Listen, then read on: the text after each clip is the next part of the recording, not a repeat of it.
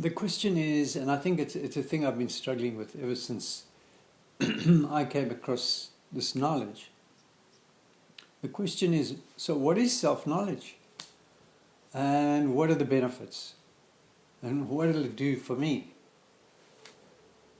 In our lives, we've got two types of knowledge, basically relative knowledge and non-relative, or knowledge of that which is not relative. So, and I'm not trying to get all clever, and I don't want to get too involved and technical, but so when we come and we're born in the world, and most of us are all involved in the relative world, the world relative to ourselves, it's all relative knowledge. So knowledge about the world, and then we're all experts and PhDs. We all got doctorates in our relative knowledge about the world and our experience of it. But when it comes to the non-relative knowledge, we haven't got a clue. And this is what the Indian teachings of Atma Vidya have been doing. They say since we've existed as human beings, this knowledge has existed. The knowledge of self. Right? Because self is not relative. So it's not about non-dual teachings and all that type of thing. It's non-relative knowledge.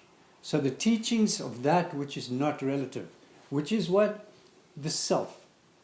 The self is that in which everything is relative and to which everything relates. So now, okay, so big deal. What's the big deal? Why must I get to know, the self? I mean, as I said earlier, we all reckon, because we know our name, we know how much money we got in the bank, we know what car we drive, we know everything about ourselves, right?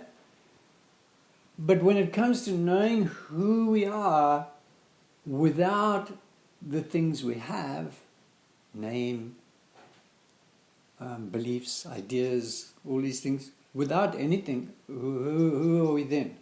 And that's really the trick. If you want to have a happy, complete, fulfilled life, you really want to know who everything belongs to. So that the moment anything relative goes wrong, you don't get into a crisis or get into conflict.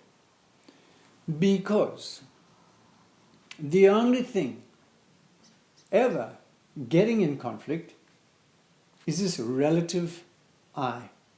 This idea, the idea that we've created of ourselves, nuanced by our upbringing and all our cultural influences, this I, we create. So this self creates this I, right? So before the I came along, before our individuality came along, there was this self. So wouldn't you like to know about that self? Because ultimately, that's the boss, not the individual. So anytime we get into a mess or into conflict, the only thing creating all the psychosis and getting in conflict and a mess is this individuality. That's all. That's been a creation of our own making, which is relative to us.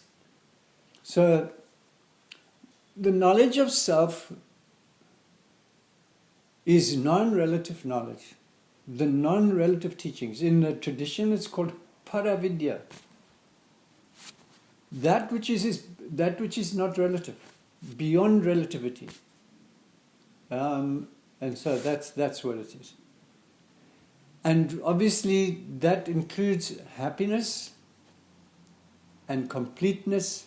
The teachings are very clear that we are already the happiness and the completeness before we take on any ideas, any beliefs, any conditioning.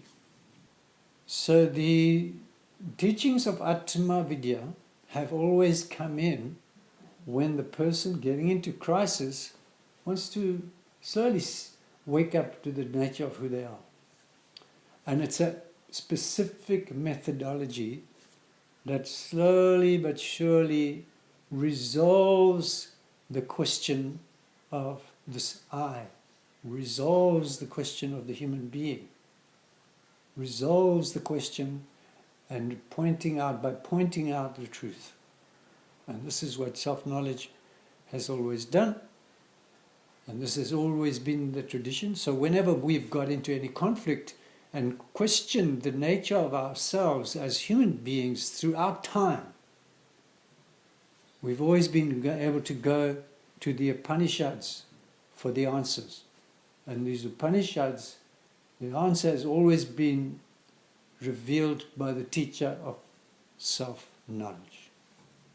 Thank you very much for listening. Hope you join us on our next course online, which is being sent out. All the information is being sent out. Thank you.